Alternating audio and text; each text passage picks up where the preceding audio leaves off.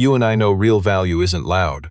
Dean Mercer pulled into the Monterey Classic car auction having absolutely nothing to prove. Slowly, steadily, and completely unapologetic.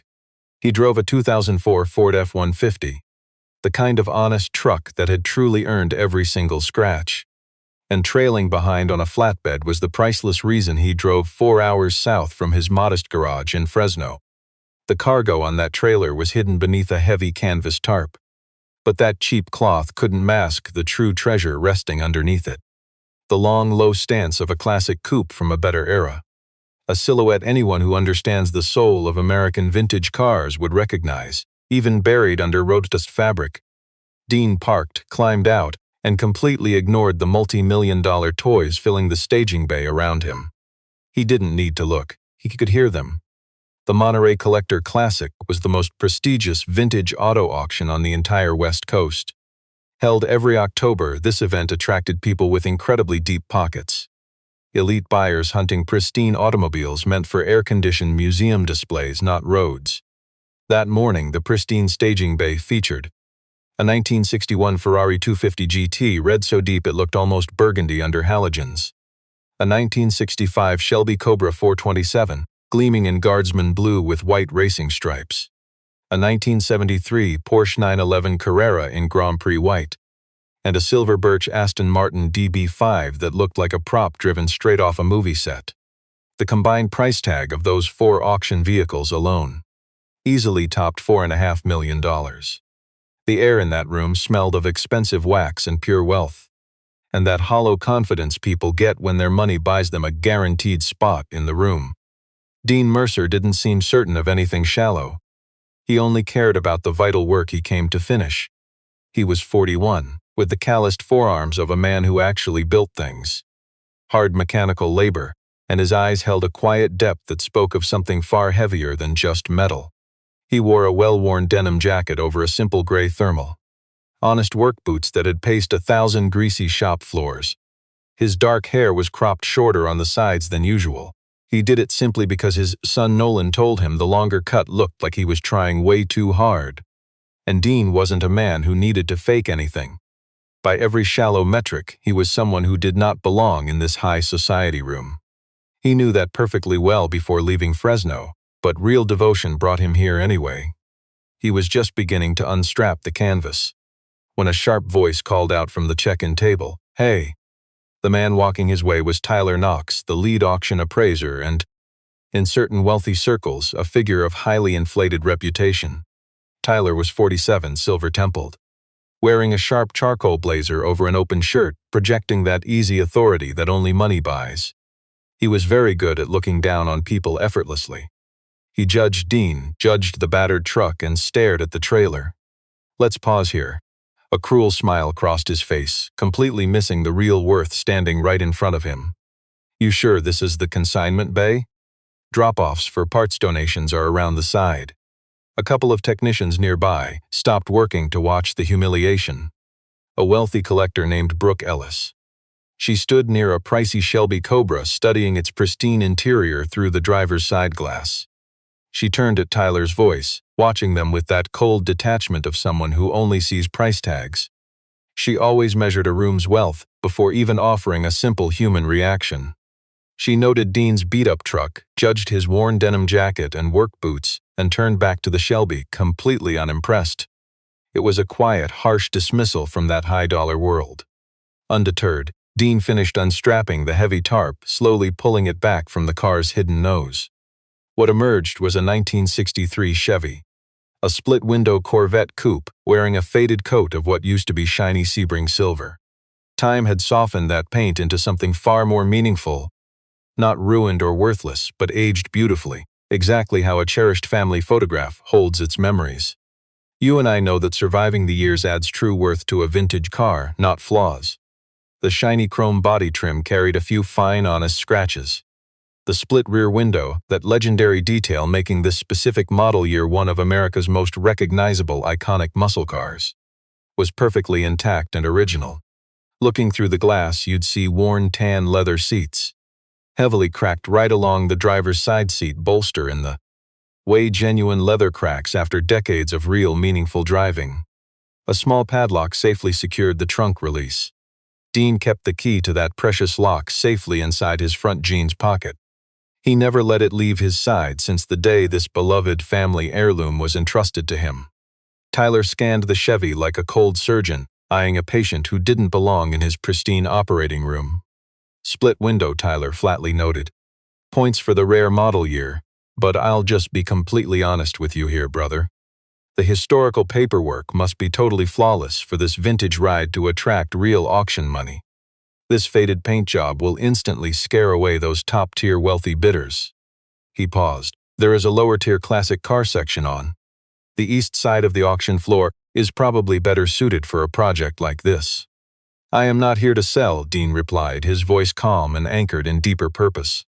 I just need a professional appraisal for my insurance documentation and to get the historical vehicle records officially verified by outsiders. Tyler kept smiling, but his calculating eyes quickly shifted gears. All right, Tyler finally said. We can handle that. Naomi will get you fully registered. Nolan Mercer, who was 14 years old, proudly rode down from Fresno in the passenger seat of his dad's pickup during a school holiday, mostly because the young boy had never seen Monterey and because his loving father actually said yes to the big trip. Nolan stood perfectly quiet near the back of the car trailer during this entire conversation. Sharing his father's stillness and his mother's eyes, he watched Tyler closely. We both know that sharp intuition of a kid who learned way earlier than most. That grown-ups rarely value the things that actually matter most in life. Once the suit walked off, Nolan stepped beside his dad, staring at their beloved Corvette.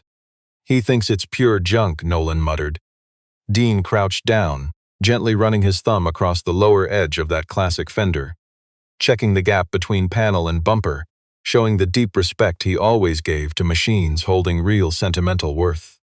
People only laugh at what they don't. Some people grasp the true meaning before questioning its origin, he noted. He stood, placing a reassuring hand on the back of Nolan's neck. Always remember that. Naomi Pierce handled records at this classic car auction. 38 years old, she had an archivist's care and instincts forged by 15 years of watching people trade fortunes for metal. She knew when an item carried a deeper story, breaking the usual pattern, not as an inconvenience but as a priceless piece of history. She filed Dean's vintage vehicle paperwork with a respect he deeply appreciated. And as she walked around his Corvette, documenting it for the official catalog, she stopped near the driver's door, leaning in closely toward the lower edge of the dashboard. Just beyond the glass, a tiny etching in the metal caught her eye. This was clearly no standard factory stamp. It was carved by hand, a precise double V circled in metal no larger than a thumbnail. The kind of quiet legacy a builder leaves on a masterpiece they truly love. She had witnessed a variation of that exact symbol once, inside an old photo from a 1962 vintage Corvette engineering file. She took the photo and stayed quiet, knowing from her long career that true value reveals itself best when you give it time to breathe. The morning bidding kicked off at 10 with the Ferrari moving with that ruthless efficiency Tyler Knox loved to manage. You and I know this crowd well, the standard faces at major collector events. Wealthy men and women who had built fortunes large enough to buy the illusion of happiness through machines others could never touch. Some younger heirs still trying to learn the price of everything. A few reporters and photographers, and a tense group of serious bidders holding back, carrying the heavy energy of people who knew exactly what they craved and were just waiting for the right moment. Tyler's own evaluation crew. 3 experts bringing 60 years of combined collector car knowledge. Spent roughly 11 minutes with Dean's Corvette. They circled it twice, snapping shots of the outside. Logged the faded paint and worn chrome into their digital tablets. They tried forcing the trunk before Dean calmly stated that those hidden secrets would stay locked until the official review. The head inspector, a small silver-haired guy named Gerald, who had been pricing metal since 1987, jotted his snap judgments without making eye contact, passing the notes to a junior staffer. Barn fine condition, he stated flatly. To you and me it might sound romantic, but here it just means stored or neglected. Ignored for years, implying it's worth less money, completely ignoring the soul resting just beneath the surface. It's not a barn find, Dean insisted. The outer wear points to prolonged storage, Gerald answered gently, yet with the cold certainty of a man who calculates worth strictly in dollar signs. The surface just proves it was deeply protected, never abandoned, Dean fired back. A massive difference. Gerald stared at him, then down at the machine, and scribbled another judgment on his clipboard. But as we know, some things simply cannot be priced. From across the showroom floor, a collector named Marcus Wren, a top-tier bidder blind to true worth. To him, a $750,000 1967 Ferrari replica was merely an investment. He glanced at the weathered Corvette, missing its hidden soul, and spoke without malice. Just the arrogant certainty of a guy mistaking price for value. Split windows. A beautiful year, sure, but this vintage Chevy looks hauled out of a muddy field. Needs a massive restoration before it even belongs in here. The man standing right beside him, a guy named Patrick, who mainly chased expensive pre-war European cars, just nodded blindly. Let's watch Tyler walking the auction floor before bidding started, chatting with the buyers, confirming seats and carefully curating that high-stakes vibe he always tried to maintain. A space built for competitive spending, totally devoid of real emotion. But when he finally paused near Dean's vintage vehicle again, a deep realization had already formed behind his calm face, one he kept totally hidden. He remembered a whispered legend from years ago, at a private San Francisco dinner, hosted by a secretive collector whose name you just did not mention in public, about a custom 1963 Corvette, a machine carefully engineered and modified under the direct vision of one specific man, named Richard Vaughn, long before the massive Vaughn Heritage Motors empire even truly existed. Tyler heard the soulful legend was real. He also heard this priceless piece of history was tragically lost during a very dark chapter in Vaughn's early career. Tyler had spent countless hours over the years trying to track its priceless legacy through old records, finding absolutely nothing.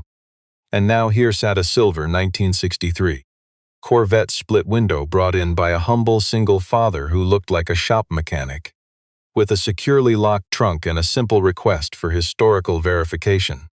Something deep inside Tyler's chest, maybe a rare respect for things that matter more than money, warned him to tread very carefully. So he backed away, heading toward the VIP registration desk to check the afternoon's high-profile arrivals. Claire Vaughn's name sat right there on the list. He expected that, because Claire Vaughn faithfully attended the Monterey Collector Classic every single year. You and I both know people who attend these auto shows yearly, not just for fun, but because these spaces hold a deep personal history that requires their constant, devoted presence. At 39, she was the powerful CEO of Vaughn Heritage Motors, a legacy brand her own father had built into one of the most deeply respected names in classic American automotive restoration and historical preservation.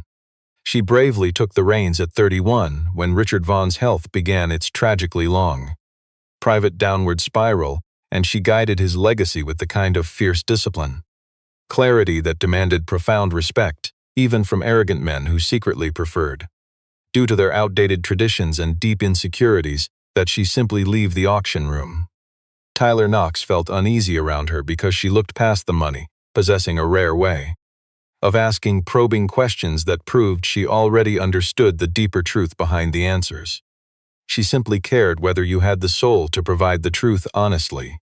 She arrived right at 11:15 in a dark sedan, her driver wearing a charcoal suit over a black turtleneck, carrying the quiet, powerful stillness of someone who saves her spirit for the things that truly matter.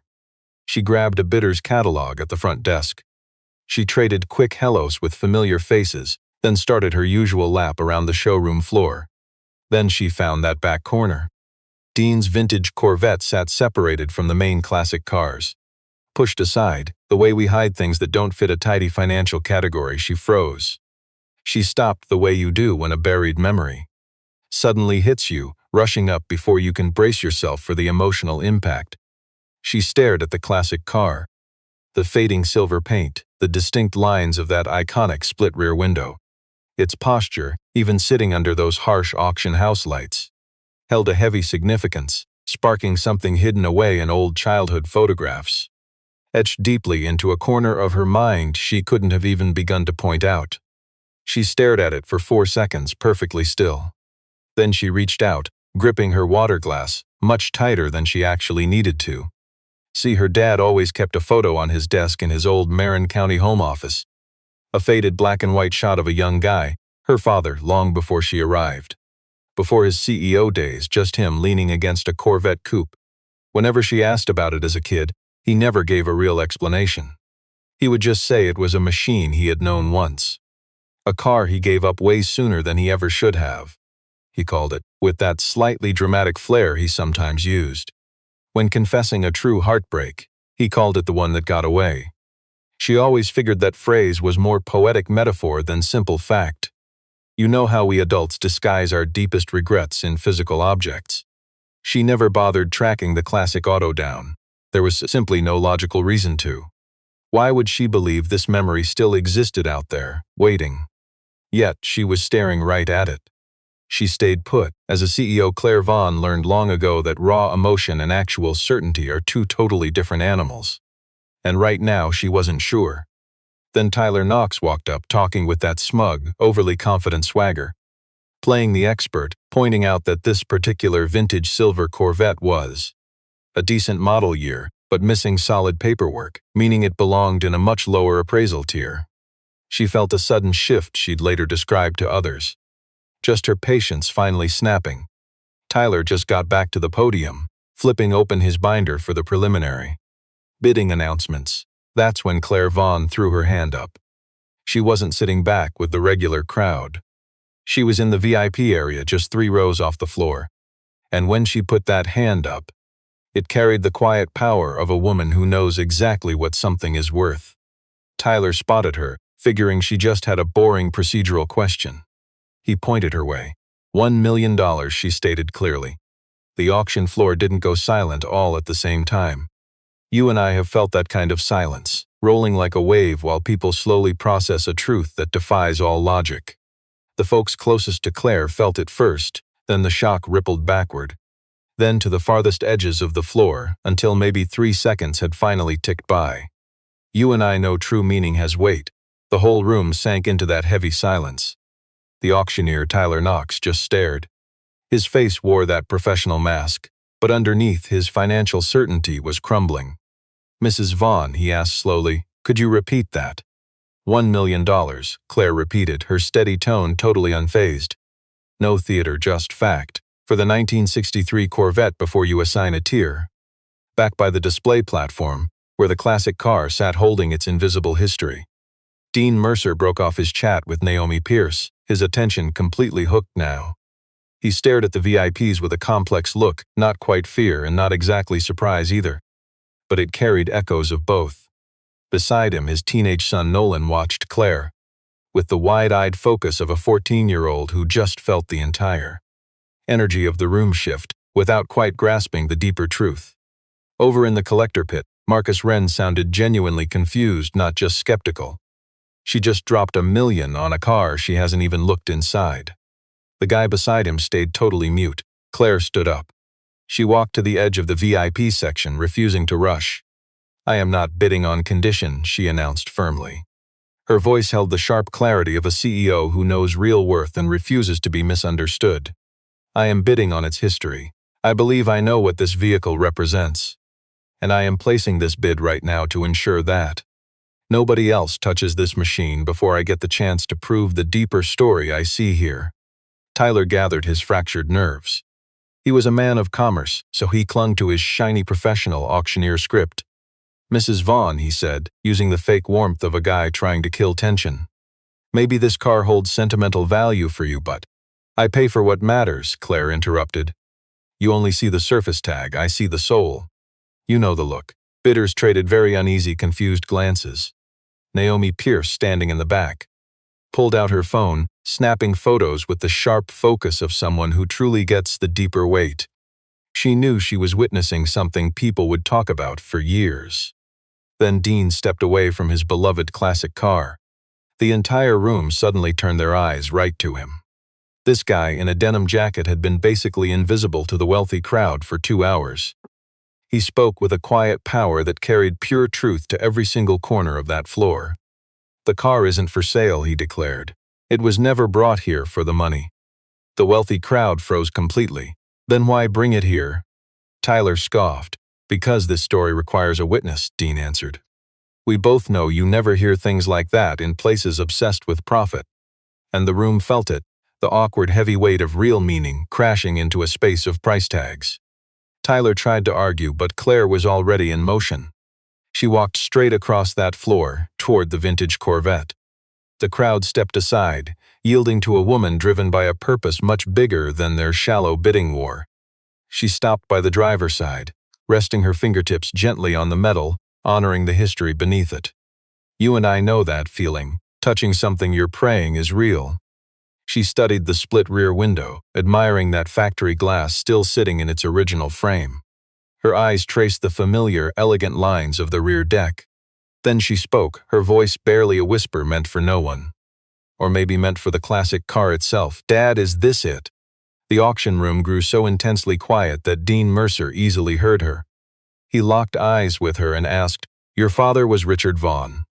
Claire turned back. Yes. For a long moment Dean just stood completely frozen. Then he reached into his worn jeans, his fingers gripping the trunk key like it was priceless beyond any dollar amount. They stepped into a quiet side room, Claire, Dean, Naomi, and a distinguished older man named Warren Hale. Warren had calmly materialized from the very back of the auction floor, moving with the unhurried confidence of a man waiting for history to unfold. At 64, Warren was a former chief engineer for a major automotive manufacturer. He was the ultimate private authority on mid-century American muscle cars in the western United States.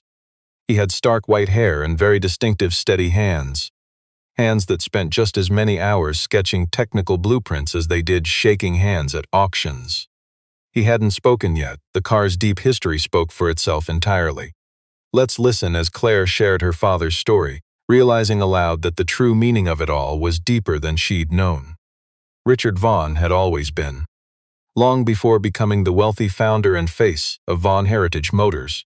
A young engineer with a pure, intense passion for American performance vehicles. A devotion so deep it shaped his first 20 years of work long before any focus on business or money. He briefly worked as a young engineering consultant back in the early 1960s, helping a small, quiet team of Chevrolet engineers explore custom chassis and drivetrain tweaks for the Corvette, working totally off the official books. It was exactly the kind of secret passion project found in that era, hidden on the quiet margins of corporate engineering. Never officially approved, nor officially denied. Built by men driven by passion, staying late and spending their own paychecks on something far greater than profit. Richard had been only 24 years old. The specific car they poured their absolute souls into building, essentially functioning as a private prototype, was a 1963 Corvette split-window coupe, hiding a modified engine with specs you would never find in factory manuals. Its chassis bore subtle, deliberate alterations, meaningful details that an expert like Warren Hale would need to verify right now, though his gut told him the rich history sitting here was incredibly real. He just called it his car, Claire told us. He never clarified which model. I always assumed he meant it figuratively. She paused. He kept a framed photograph of this exact vehicle on his desk until the week he passed. I never actually saw it myself. I figured he sold it for cash years ago, or it had been lost entirely. Dean gently set the key down. To him it held a heavy, emotional weight no auction bid could ever match. He quietly brought the car into my garage 9 years ago, Dean confessed. October 2015, my life was in a deeply desperate place back then. My wife Paige passed the year before, and I was buried under the heavy medical bills from her final 8 months of treatments. I was maybe 3 months away from completely losing Mercer Classic. Works forever, simply because I lacked the hard cash to keep the shop doors open. Richard Vaughn arrived with that trailer, bringing something you and I can't price. He offered Dean a lengthy restoration deal, backed by serious upfront cash. Checking the key, he insisted the build required deep care, never speed. He told Dean to slow down and record every single detail. The trunk was to remain locked, waiting only for the right soul. How would you know the right person? Claire asked softly. He said Dean would know, because they'd already understand exactly what they were seeing before Dean even explained. Claire let that heavy thought settle in. He also said, Dean continued, that certain folks knew about this car and wanted it bad, and if anyone ever tried throwing money at me to buy it before the right person arrived, I should say no and just document exactly who asked. He gently lifted the key. Are you ready to see what's in the trunk? Yes, Claire breathed. Warren Hale stepped up. I'd like to be present for that. Dean studied him closely. You know who Richard Vaughn was. I worked alongside him, Warren said. Not here, but I knew this existed. I just never knew where the actual vehicle ended up. They rolled the classic Chevy into a quiet bay off the main auction floor. Naomi positioned a pair of bright work lights. Dean used his key on the trunk's small padlock. This wasn't standard factory hardware, but custom. Put there by a man guarding true legacy, not just metal. Dean lifted the lid. Inside, buried beneath protective foam and acid-free tissue paper made for guarding actual historical archives, lay a simple flat metal box, about the size of a thick hardcover book, maybe 4 inches deep, wrapped completely in a tough, weatherproof rubber coating. Right beside it sat a manila envelope, sealed tight, carrying handwriting Claire instantly knew she had grown up reading those letters. Tucked underneath both of those items, wrapped all on its own, sat a heavy navy blue journal wrapped in a worn leather cover. The spine showed the tender wear of being held and studied for decades. Let's watch closely here. Dean pulled the metal box out, placing it carefully on a clean floor cloth. He snapped it wide open. Inside lay technical drawings on drafting paper, organized by someone who valued history far more than cash. That old, rich cream-toned paper, covered in those perfect, hand-drawn engineering lines from the early 1960s. A photo sheet showing a young guy in his shop, building the classic car stage by stage. One single page of handwritten notes. Specs with custom headings that Warren Hale leaned in to read, suddenly freezing in place. Plus a formal letterhead document that Dean had left completely untouched. A paper trail Richard promised held the true story behind the vintage vehicle's engineering. Warren stared at those faded technical drawings for a long, silent minute. When he finally spoke, his tone was heavy and quiet. You know that voice. The sound of someone weighing the sheer gravity of their words. These are real, he whispered. I recognize the notation system. Richard used this system. I have seen it in documents from his consulting period. He looked up, the engine modifications documented here, if they are present in this exact car, represent a configuration that was never replicated in production and was never publicly disclosed. It was an internal proof of concept, a brilliant vision ultimately shelved for reasons that had absolutely zero to do with pure engineering and everything to do with corporate greed. He gently set the drawings down. If this car is what these documents say it is not just a collector vehicle. It is a priceless piece of automotive engineering. True history that the official record completely ignored. Tyler Knox had trailed the group into the service bay. He lingered in the doorway, entirely missing the actual emotional value. And when Warren finally finished speaking, Tyler said, with the cold composure of a man whose profit margins were suddenly under threat, that these papers could be faked, reducing a man's legacy to just a debatable provenance issue. That the market required verification before a meaningless dollar amount could be attached. You and I can appreciate this. Dean withdrew a photograph. He carefully placed it on the cloth beside the historical materials. It showed Richard Vaughn, noticeably older than the young man in the workshop photographs, with graying temples and a profound, lived-in weight to his expression, standing proudly in a garage that anyone who had ever visited Mercer Classic Works would instantly recognize, knowing that familiar tool wall and the exact slant of the north-facing window. Right beside him sat the Corvette, penned beneath it in Richard's own hand, Mercer Classic Works, Fresno, California, October 14, 2015. Tyler stared at the photograph, absolutely speechless. Naomi had been studying something deep on her tablet. We are about to see the ugly truth. She pointed to the screen without comment. On it glowed a damning document. A string of internal emails pulled from a collector archive, ones made totally public during a major fraud investigation just 2 years ago. The cold exchanges were between Tyler Knox and a wealthy Nevada collector fund. The subject line of the very first email, sent exactly 7 months ago, it simply read, Von Corvette. confirmed location to be determined. The message reduced a family heirloom to incomplete documentation, and a desperate seller ripe to be squeezed by financial pressure. A follow-up email from exactly 4 months ago used the phrase low-provenance pressure seller, turning a father's struggle into a cheap opportunity.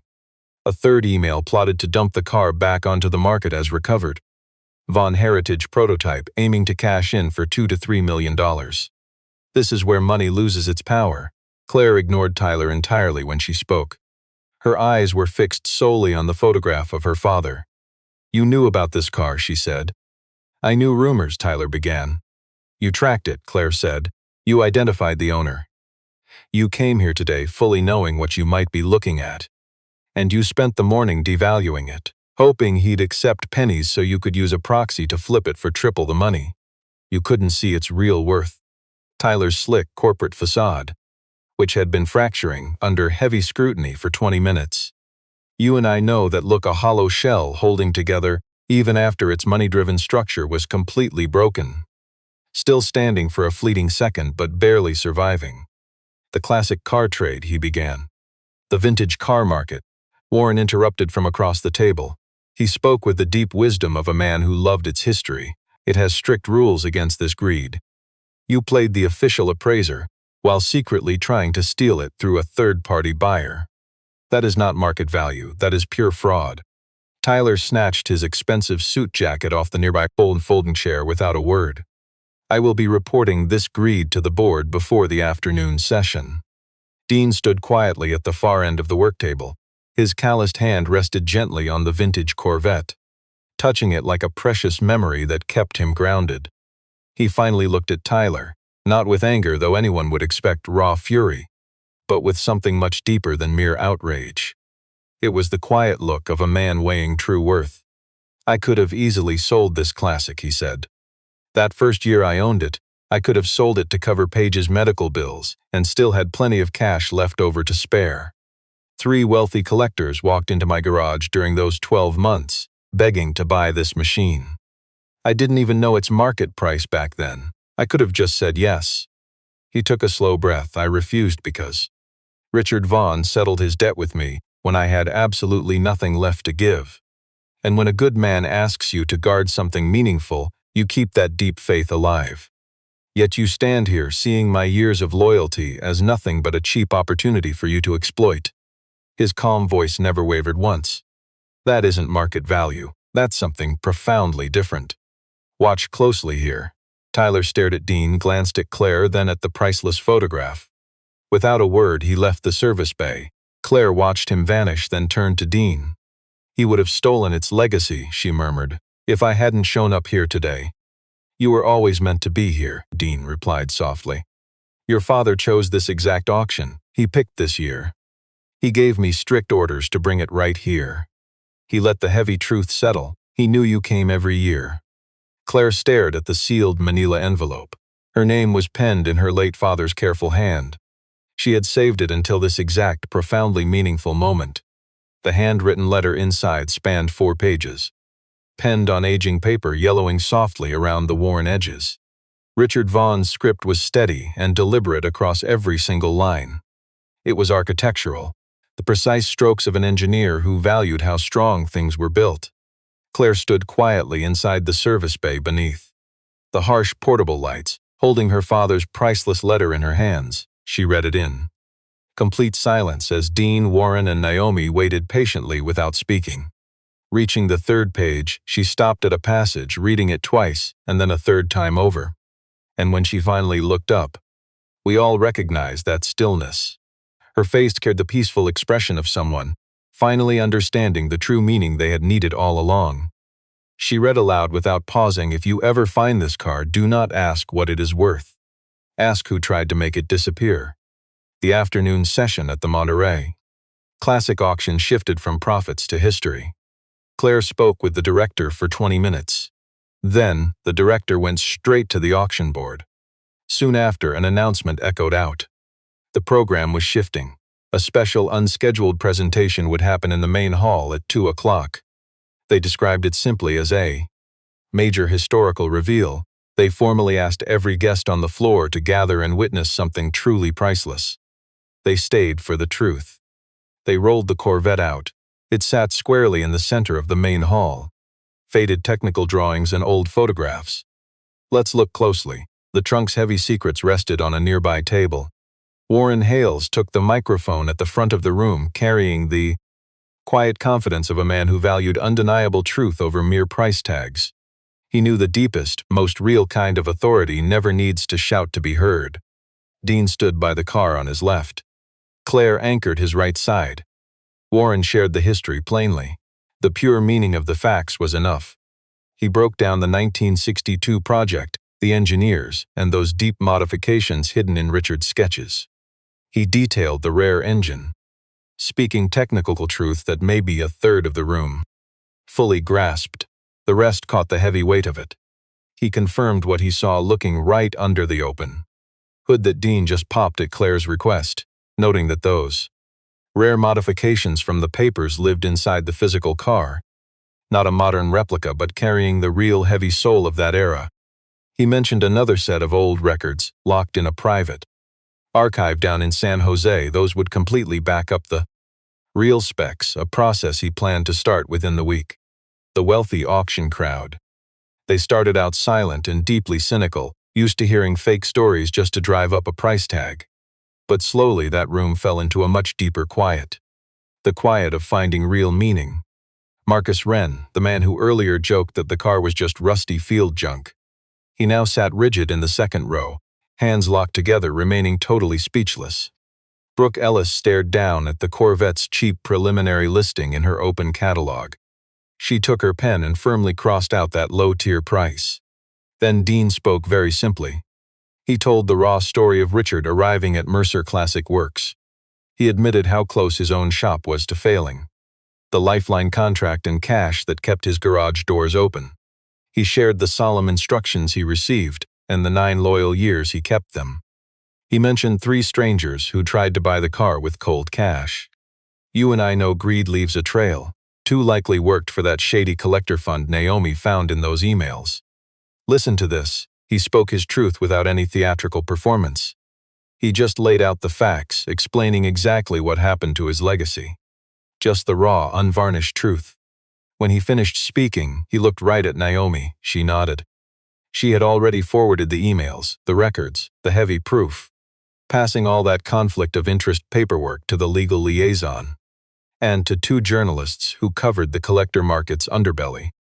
Within an hour of that Service Bay showdown, members of the event board marched Tyler Knox right out the building.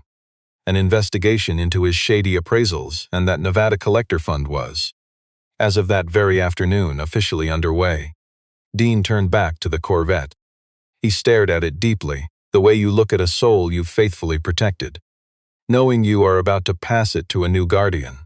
He opened the driver's door, slid into that familiar seat, and grabbed the original key. He slid the worn ignition key, kept on that same old ring, into the switch and turned. The engine turned over once, twice, and then it roared.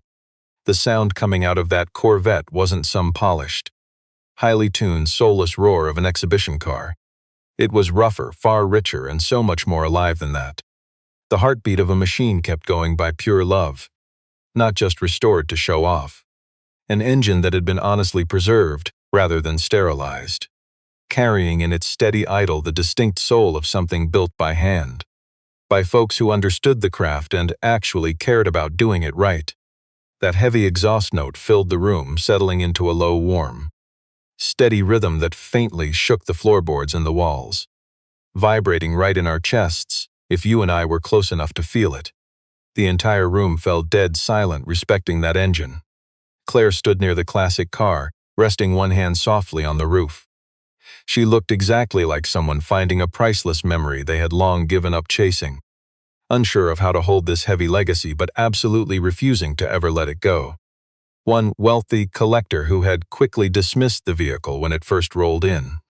A guy in his 50s named Gerald Forrest, famous for chasing flawless pre-war American cars, slowly walked over to where Dean still sat behind the steering wheel. He waited quietly until Dean cut the engine and finally climbed out. Then he asked flat out, "You really aren't going to sell this?" Even now, Dean slowly pocketed the ignition key.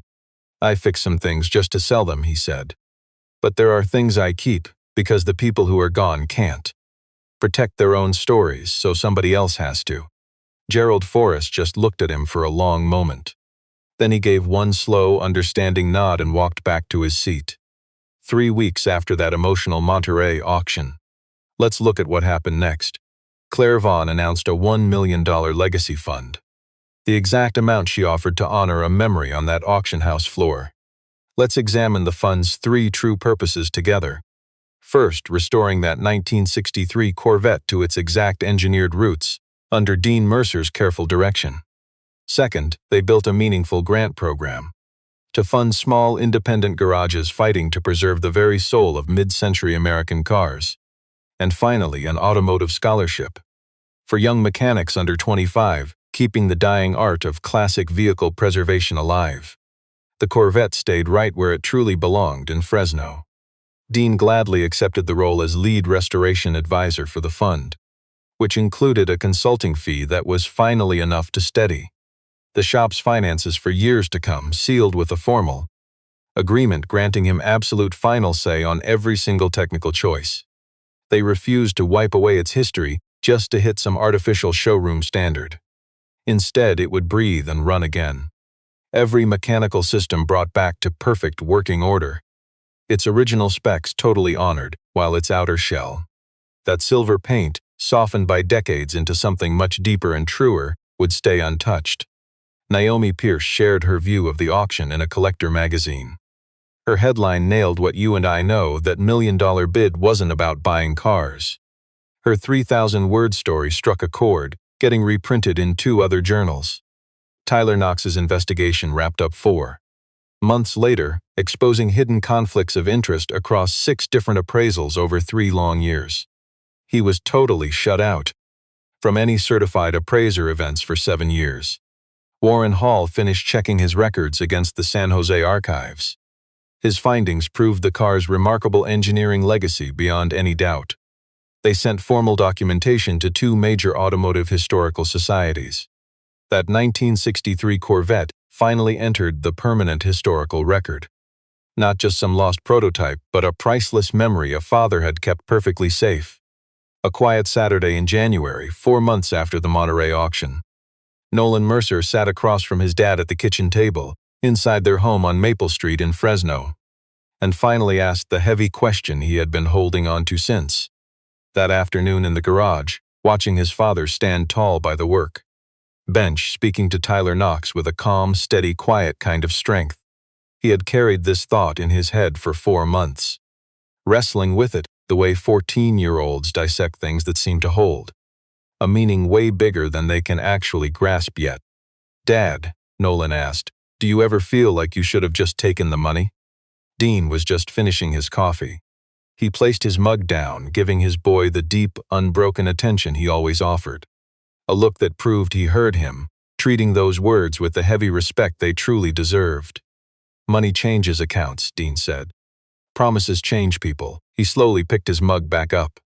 "There is a difference between what you have and who you decide to be.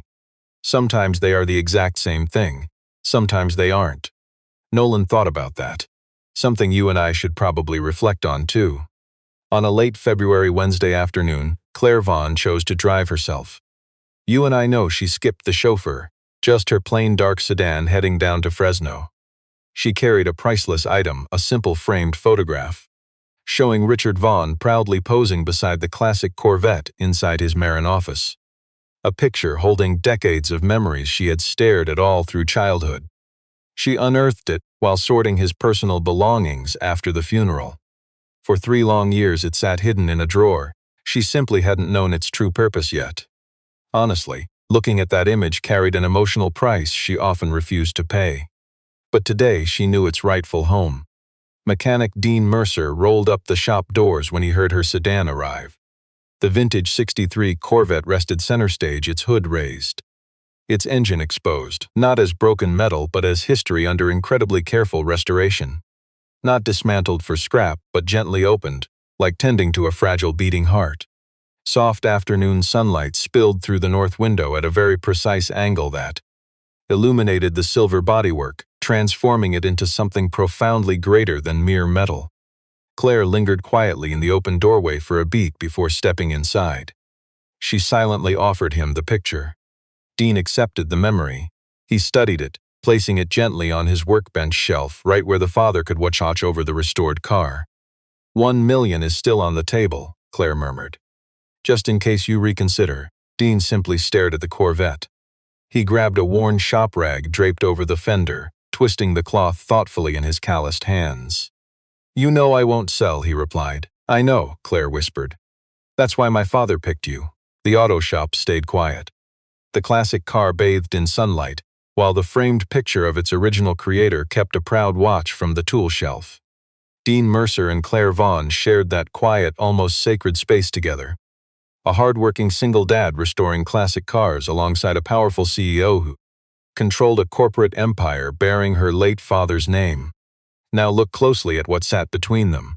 A vintage car saved not for its cash value but for its profound meaning.